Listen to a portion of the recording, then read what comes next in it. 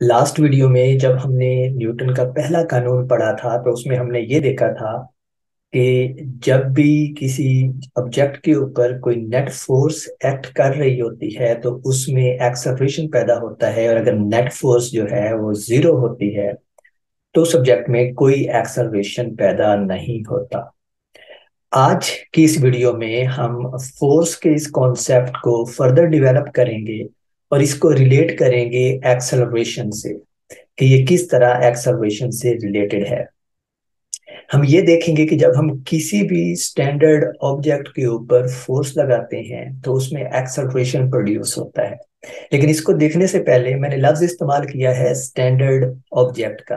तो हमें ये डिफाइन करना है कि स्टैंडर्ड ऑब्जेक्ट क्या होता है। ये कोई भी ऑब्जेक्ट है जो आपके अंडर स्टडी होता है, लेकिन इसमें दो प्रॉपर्टीज होनी चाहिए।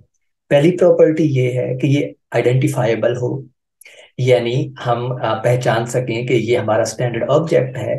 और दूसरी प्रॉपर्टी ये है कि ये रिप्रोड्यूसिबल हो, यानी इसको दोबारा बनाया जा सके।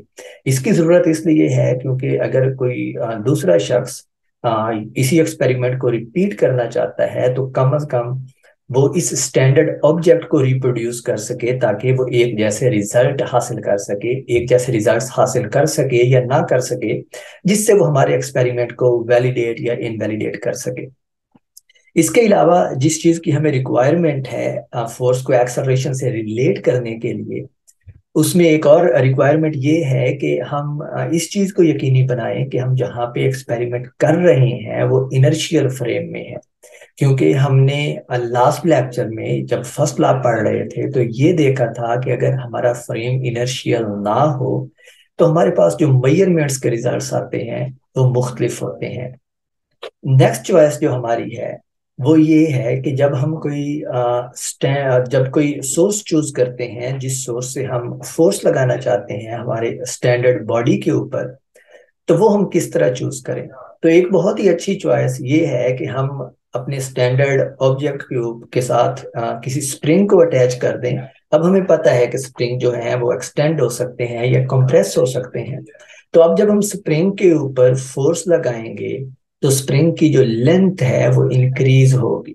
इसका क्या फायदा होता है ये मैं अभी थोड़ी देर में एक्सप्लेन करूंगा, लेकिन पहले हम ये देख लें कि ये वर्क कैसे करता है। तो ये एक डायग्राम है जब हमने इस स्प्रिंग को अपने स्टैंडर्ड ऑब्जेक्ट के साथ अटैच किया है, और ये सिस्टम जो है ये एक फ्रिक्शनलेस सरफेस के ऊपर पड़ा हुआ है। तो जब कोई फोर्स एक्ट नहीं कर रही होती इस ऑब्जेक्ट के ऊपर स्प्रिंग के जरिए, तो उस वक्त हम ये कहते हैं कि जो स्प्रिंग की लेंथ है वो उसकी नॉर्मल लेंथ है, जो एल हमने इस केस में डिफाइन की है। और जब हम स्प्रिंग के ऊपर फोर्स लगाते हैं, कोई फोर्स लगाते हैं, तो उसकी जो लेंथ है वो इंक्रीज होके एल से इंक्रीज होके एल प्लस डेल्टा एल हो जाती है।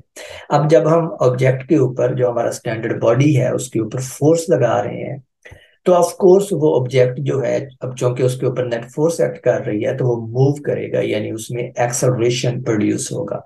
तो हम इस एक्सपेरिमेंट को बार बार रिवाइज कर सकते हैं और वो कंडीशन फाइंड कर सकते हैं जब ये ऑब्जेक्ट जो है ये exactly 1 metre per second square के एक्सेलरेशन से मूव करे। और ऐसा किया जा सकता है जब हम थोड़ी देर उसको, जिसको इस मेथड को साइंस में हिट एंड ट्रायल कहते हैं, कि आप थोड़ी देर जब उसको खींचते रहेंगे, कम फोर्स लगाएंगे ज्यादा फोर्स लगाएंगे, तो इवेंचुअली हम वो फाइंड आउट कर लेंगे जब ऑब्जेक्ट जो है वो 1 मीटर पर सेकंड स्क्वायर के एक्सेलरेशन से मूव करता है।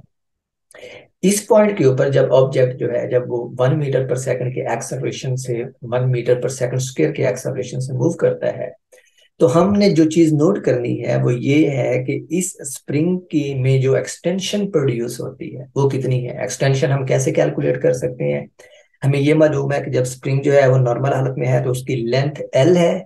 जब हम फोर्स लगाएंगे और हमारा standard body 1 metre per second square के एक्सेलरेशन से मूव कर रहा होगा, तो उस वक्त हम फिर से स्प्रिंग की लेंथ कैलकुलेट कर लेंगे, और ये स्प्रिंग की लेंथ होगी एक्सटेंडेड लेंथ। तो इस लेंथ में से हम जो ओरिजिनल लेंथ थी उसको सब्ट्रैक्ट कर देंगे तो हमारे पास एक्सटेंशन आ जाएगी। अब जरा नोट करें कि यहाँ पे हम कर क्या रहे हैं। हम फोर्स लगा रहे हैं स्टैंडर्ड ऑब्जेक्ट के ऊपर, और वो फोर्स हम लगा रहे हैं स्प्रिंग के थ्रू। इस तरह के जब स्टैंडर्ड बॉडी जो है हमारा वो 1 मीटर पर सेकंड स्क्वायर के एक्सेलरेशन से मूव करता है, तो स्प्रिंग में कुछ एक्सटेंशन भी प्रोड्यूस होती है।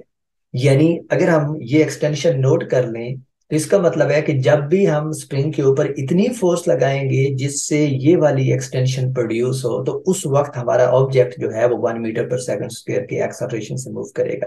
सो this was the reason why we chose spring as our agent for applying force.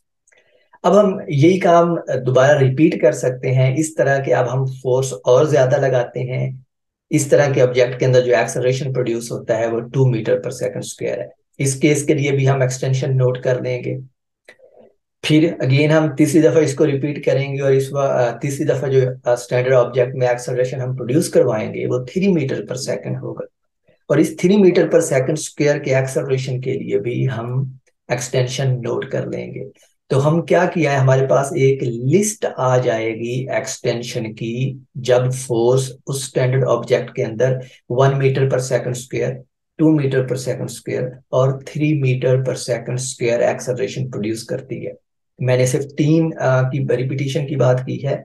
इस तरह हम बेशुमार रिपीटिशंस लेके एक पूरा स्टैंडर्ड डेवलप कर सकते हैं।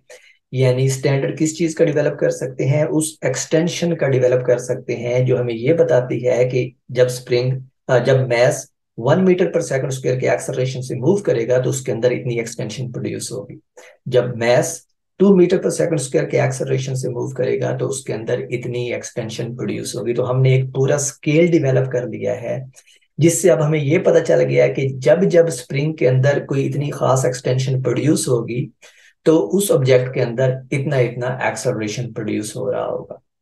तो इस तरह हमने एक डेवलप कर लिया है स्टैंडर्ड, जो हमें यह बताता है कि जो फोर्स हम लगा रहे हैं वो ऑब्जेक्ट के अंदर कितना एक्सटेंशन प्रोड्यूस करेगी।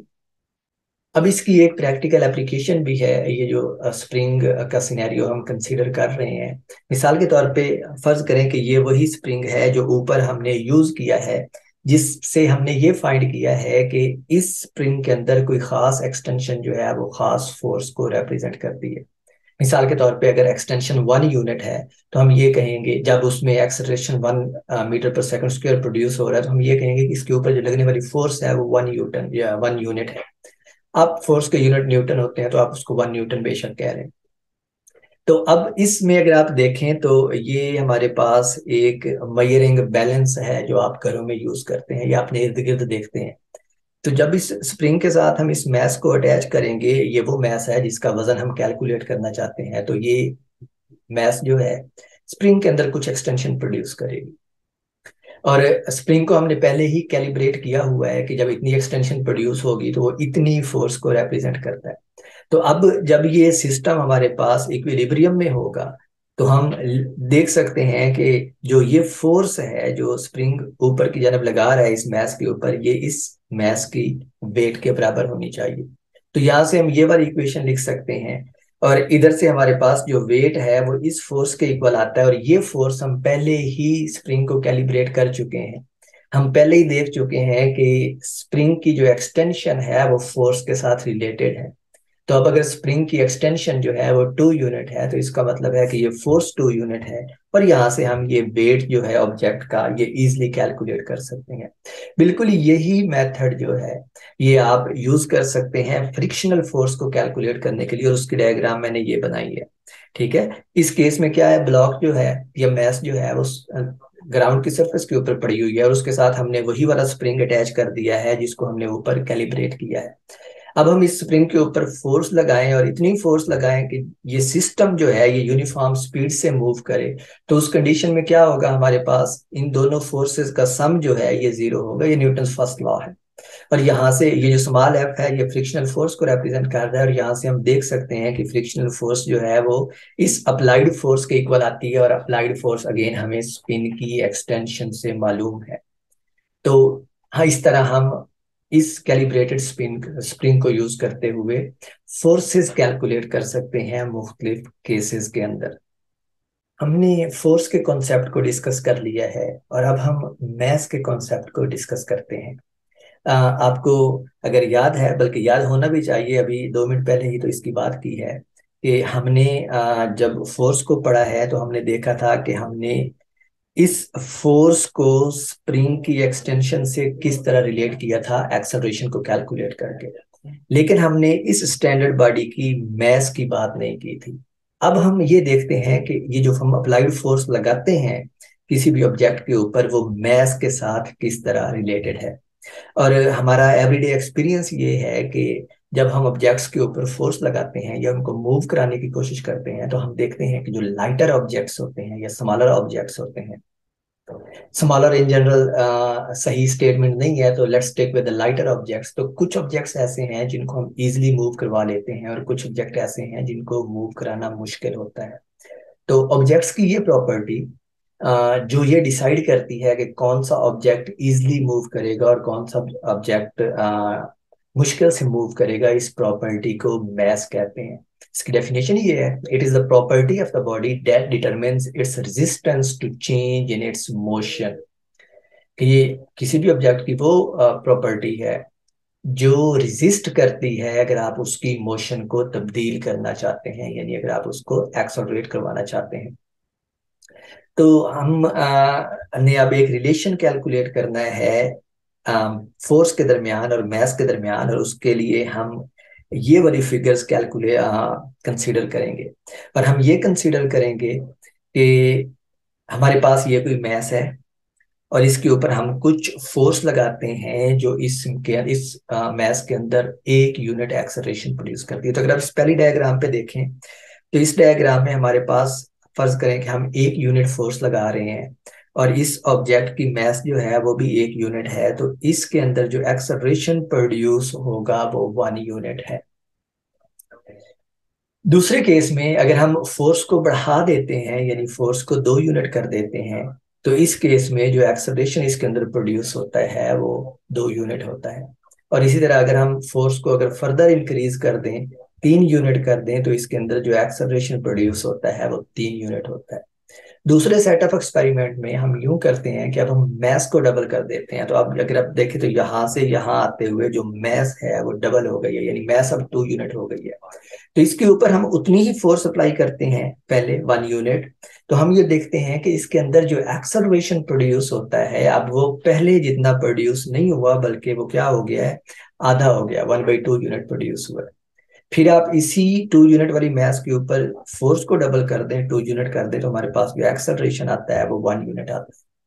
और फिर इसी 2 यूनिट वाली मास के ऊपर अगर आप फोर्स को 3 यूनिट्स कर दें, तो जो एक्सेलरेशन उसके अंदर हम मेजर करते हैं वो 3/2 यूनिट मेजर करते हैं। ये एक्सेलरेशंस कैलकुलेट करना हमारे लिए आसान है, क्योंकि जब ऑब्जेक्ट मूव करता है तो हम वेलोसिटी में चेंज ले सकते हैं। और फोर्स को हमने ऊपर कैलिब्रेट किया। अगर आप ये सोच रहे हो कि हम इतने यूनिट्स फोर्स किस तरह लगाएंगे, तो हमने फोर्स को ऊपर जब डिस्कस किया था तो हमने इसको कैलिब्रेट किया था ये वाली डायग्राम में। ठीक है, कि अगर आप मैस के साथ स्प्रिंग को अटैच कर दें तो स्प्रिंग की एक्सटेंशन हमें बताएगी कि फोर्स कब 1 यूनिट है। तो जब मैं यहाँ पे ये कह रहा हूँ कि आप 1 यूनिट फोर्स लगाते हैं, तो इसका मतलब यही है कि यहाँ पे कैलिब्रेटेड स्प्रिंग मौजूद है जो हमें ये बता रहा है, जिसकी एक्सटेंशन देख के हम अंदाजा लगा लेते हैं कि फोर्स 1 यूनिट है या 2 यूनिट है। तो ये काम हम इस तरह कर रहे हैं। फिर एक तीसरे एक्सपेरिमेंट्स के सेट में हम ये करते हैं कि जो मैस है ऑब्जेक्ट की उसको 3 गुना कर देते हैं, यानी 3 यूनिट कर देते हैं। उसके ऊपर अगेन हम पहले 1 यूनिट फोर्स, फिर 2 यूनिट और फिर 3 यूनिट फोर्स लगा के देखते हैं, यानी एक्सेलरेशन को मेजर करते हैं। तो जो एक्सेलरेशन उसके अंदर आता है वो 1 यूनिट फोर्स के लिए 1/3 यूनिट एक्सेलरेशन प्रोड्यूस होता है। 1/3 किसका, इस मैस का। ठीक है, इस केस का जिसमें मैस जो थी वो 1 यूनिट थी। फिर हम 2 यूनिट फोर्स लगाते हैं इसी ऑब्जेक्ट के ऊपर जिसकी मैस जो है वो 3 यूनिट है। तो जो उसमें एक्सेलरेशन प्रोड्यूस होता है उसको हम मेजर करते हैं, तो वो आता है 2/3 यूनिट। एंड सिमिलरली फाइनली जब हम 3 यूनिट फोर्स लगाते हैं इसके ऊपर, तो उसके अंदर जो एक्सेलरेशन प्रोड्यूस होता है वो 1 यूनिट होता है। इस एक्सपेरिमेंट से हम कुछ कंक्लूजन्स निकाल सकते हैं। और जो पहला कंक्लूजन है वो ये है कि ये जो डायग्राम है ऊपर, ये हमें ये बताती है कि जो एक्सेलरेशन है वो फोर्स के डायरेक्टली प्रोपोर्शनल है। कैसे? आप देखें कि यहाँ पे हमने 1 यूनिट फोर्स लगाई तो उसके अंदर जो एक्सेलरेशन प्रोड्यूस हुआ वो 1 यूनिट है। इसी ऑब्जेक्ट के ऊपर हमने फोर्स को डबल कर दिया तो एक्सेलरेशन भी डबल हो गया, फोर्स को ट्रिपल कर दिया तो एक्सेलरेशन भी ट्रिपल हो गया। ठीक है। तो इससे हमें ये पता चलता है कि जो एक्सेलरेशन है वो फोर्स के डायरेक्टली प्रोपोर्शनल है। ये बाकी वाले दोनों केसेस में भी ऐसा ही हो रहा है। तो पहला जो हम नतीजा अखज करते हैं वो ये है कि जो एक्सेलरेशन है वो फोर्स के डायरेक्टली प्रोपोर्शनल है। जो दूसरा रिलेशन हम अखज करते हैं यहाँ से वो ये है कि जो प्रोपोर्शनैलिटी केस है वो हर केस में जो प्रोपोर्शनैलिटी कांस्टेंट है, यहाँ पे ये वाला जो यहाँ पे प्रोपोर्शनैलिटी कांस्टेंट आएगा ये हर केस में मुख्तलिफ है, हर सिनेरियो में मुख्तलिफ है। मिसाल के तौर पे जब हमने ये पहला सेट कंसीडर किया था एक्सपेरिमेंट का तो इसमें जो प्रोपोर्शनैलिटी कांस्टेंट है वो 1 है। 1 कैसे है? क्योंकि यहाँ पे अगर आप इस इक्वेशन में अगर आप ए को लिखते हैं ए इक्वल्स के एफ, तो आप अब यहां से देख सकते हैं कि जब फोर्स 1 यूनिट है तो हमारे पास ए जो है वो 1 यूनिट है तो के की वैल्यू जो आती है वो 1 आती है। लेकिन इस केस में अगर आप देखें तो इस केस में हमारे पास फोर्स 1 यूनिट है और एक्सेलरेशन जो है वो 1/2 यूनिट है। सही है।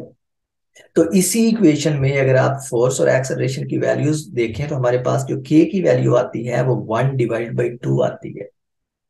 लेकिन अगर हम देखें तो हमने इस डायग्राम में जाते हुए एक चीज की तब्दीली भी की है और वो ये कि मैथ को हमने डबल कर दिया है। मैथ पहले 1 यूनिट थी और अब जो है वो 2 यूनिट हो गई है। तो यहां से हम ये अखज़ कर सकते हैं कि ये जो प्रोपोर्शनैलिटी की कांस्टेंट है ये सम हाउ मैथ से रिलेटेड है। देखें इस केस में ये 1 था तो ये 1/m के बराबर है के। दूसरे केस में हमारे पास के 1/2 आया है तो ये भी 1/m के बराबर है, क्योंकि इस केस में दूसरे केस में जो मैस थी वो 2 यूनिट हो गई थी। तो इसका मतलब है ये जो के है ये किसके बराबर है? 1/m के बराबर है, यानी ये मैस है उस ऑब्जेक्ट की। और ऑफ कोर्स मैस हमें पता है कि ये ऑब्जेक्ट्स की प्रॉपर्टी होती है। और इस केस में चूंकि हमने ऑब्जेक्ट को अब चेंज कर दिया था, एक से 1 यूनिट उसकी मैस से 2 यूनिट कर दी थी या एक ऑब्जेक्ट से 2 ऑब्जेक्ट कर दिए थे, तो इसका मतलब है कि जो प्रोपोर्शनैलिटी कांस्टेंट है वो भी चेंज हो गया है। तो अब अगर हम प्रोपोर्शनैलिटी कांस्टेंट की वैल्यू सब्स्टिट्यूट कर दें इस रिलेशन में तो हमारे पास ये वाला रिलेशन आता है कि जो एक्सेलरेशन है ऑब्जेक्ट का वो इक्वल है force divide by mass of the given object. मैं गिवन ऑब्जेक्ट कह रहा हूं क्योंकि मैंने 3 केसेस डिस्कस किए हैं इस डायग्राम में। पहले वाले केस में गिवन ऑब्जेक्ट की मास 1 यूनिट है, दूसरे वाले केस में गिवन ऑब्जेक्ट की मास जो है वो 2 यूनिट है और तीसरे वाले केस में जो गिवन ऑब्जेक्ट है उसकी मास 3 यूनिट है। ठीक है। तो ये जो हमारे पास एक्सेलरेशन है ये दो चीजों पे डिपेंड करेगा कि आप फोर्स कितनी अप्लाई करते हैं और दूसरी उस ऑब्जेक्ट जिसके ऊपर फोर्स अप्लाई कर रहे हैं उसकी मास कितनी है। तो हमारे पास ये रिलेशन बनता है। अब ये रिलेशन बहुत इंपॉर्टेंट है, इस रिलेशन को हम आगे यूज कर सकते हैं फर्दर, हम इसकी कुछ न्यूमेरिकल एग्जांपल्स करेंगे भी। जो पहला यूज है इसका वो ये है कि हम किसी भी ऑब्जेक्ट का एक्सेलरेशन कैलकुलेट कर सकते हैं अगर हमारे पास स्टैंडर्ड ऑब्जेक्ट का एक्सेलरेशन मौजूद हो। मिसाल के तौर पे आप 2 ऑब्जेक्ट्स लेते हैं, एक स्टैंडर्ड ऑब्जेक्ट है जिसकी मैस आपको पता है और जिसको एक्सेलरेशन आप कैलकुलेट कर सकते हैं कोई भी फोर्स अप्लाई करके, और एक दूसरा ऑब्जेक्ट लेते हैं जिसकी मैस आपको पता नहीं है लेकिन आप उसका एक्सेलरेशन कैलकुलेट कर सकते हैं, और वो मैं आपको अभी बताता हूँ कि हम कैसे कैलकुलेट कर सकते हैं। क्योंकि अगर हम ये फर्ज करें कि जो दोनों ऑब्जेक्ट्स हैं, स्टैंडर्ड ऑब्जेक्ट हमारा और वो ऑब्जेक्ट जिसकी मैथ हम कैलकुलेट करना चाहते हैं, अगर उन दोनों ऑब्जेक्ट्स के ऊपर हम सेम फोर्स लगाएं, सेम फोर्स एफ लगाएं, तो ये जो ऊपर वाली इक्वेशन है ये वाली, ये हमें स्टैंडर्ड ऑब्जेक्ट के लिए जो उसके अंदर एक्सेलरेशन प्रोड्यूस करेगी वो क्या होगी? F divide by standard object की मैथ। और सिमिलरली अगर ये वो एक्सेलरेशन है जो उस ऑब्जेक्ट के अंदर प्रोड्यूस करते हैं जो हम कैलकुलेट करना चाहते हैं, अगर एफ उसके ऊपर एक्ट करे तो उसके अंदर जो एक्सेलरेशन प्रोड्यूस करेगी वो होगा ए एक्स, और यहाँ पे एम एक्स आना, लेट मी करेक्ट इट। तो ये एक्सप्रेशन इस तरह बनेगी। और अब चूंकि इन दोनों एक्सप्रेशन में हमने जो एफ है हमारे पास वो सेम है क्योंकि हमने सेम फोर्स अप्लाई की है दोनों ऑब्जेक्ट्स के ऊपर, तो हम सिंपली इनकी रेशियो ले सकते हैं और रेशियो से हमारे पास क्या आता है? M X divide by ratio से हमारे पास आता है M X divide by M standard equals A standard divide by A X. अब ए स्टैंडर्ड और ए एक्स जो है ये हम कैलकुलेट कर सकते हैं। कैसे कैलकुलेट कर सकते हैं? अगेन जो ऊपर हमने कैलिब्रेटेड मेथड बताया है स्प्रिंग को लेके, कि अगर स्प्रिंग की एक्सटेंशन जो है वो 1 यूनिट है तो इसका मतलब है हम 1 यूनिट फोर्स अप्लाई कर रहे हैं। तो हम सेम स्प्रिंग लेके इन दोनों ऑब्जेक्ट्स के ऊपर उसको इतना एक्सटेंड करते हैं कि दोनों केसेस में एक्सटेंशन सेम आए, तो इसका मतलब है हम सेम फोर्स अप्लाई कर रहे हैं।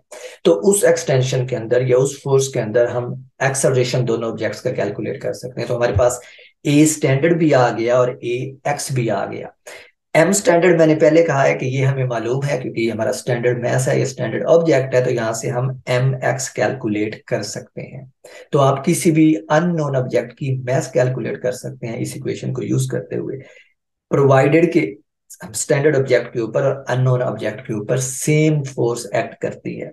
अब ये एक जनरल रिजल्ट है, ठीक है, इसको स्टैंडर्ड या अननोन नहीं कहना चाहिए, बल्कि हम इसको यूं कह सकते हैं कि ये कोई से भी दो ऑब्जेक्ट्स के लिए वैलिड होता है, ठीक है, जिनकी जिनके एक्सेलरेशंस हमें मौजूद हो, मालूम हो, और एक की मास भी हमें मालूम हो, तो ये रिलेशन जो बन जाता है वो सिंपली कोई से दो ऑब्जेक्ट्स के लिए जिनकी मैसेज M1 और M2 है और जिनमें जो एक्सेलरेशन प्रोड्यूस होता है वो A2 और A1 है, तो हमारे पास ये रिलेशन बन जाता है जो ऊपर वाला रिलेशन है सिंपली 1 और 2 के केस में। अब एक फाइनल रिजल्ट जो हमारे पास इस डिस्कशन से आता है वो ये आता है कि जो मैसेज हैं वो हम उनको प्रूव कर सकते हैं कि वो स्केलर्स हैं। कैसे प्रूव कर सकते हैं? आप इस डायग्राम को देखें, ये दो मैसेज हैं, ये बिल्कुल वही वाला सिनेरियो है जो मैंने यहाँ पे कंसीडर किया था, जैसे ये दो मैसेज हैं, ठीक है। तो इन दो मैसेज के ऊपर जब फोर्स लगी थी तो हमारे पास एक एक्सेलरेशन प्रोड्यूस हुआ था, सिंगल एक्सेलरेशन, सिंगल वैल्यू, ठीक है। तो हमने दो मैसेज के ऊपर एक फोर्स लगाई और उन दोनों मैसेज में एक कंबाइंड एक्सेलरेशन प्रोड्यूस हुआ, जो हमें ये बताता है कि जो दो मैसेज थी उन्होंने ऐसे बिहेव किया है जैसे वो सिंगल मैस हो, और उस सिंगल मैस की टोटल मैस क्या थी? उन दोनों मैसेज का सम था। तो ये हमें ये बताता है कि जो मैसेज है या जो मैस है वो सिंपली एक स्केलर फिजिकल क्वांटिटी है। तो इट्स आल्सो अ प्रूफ कि जो मैस है वो स्केलर है, क्योंकि ये बिल्कुल ऐड होती हैं लाइक नंबर्स।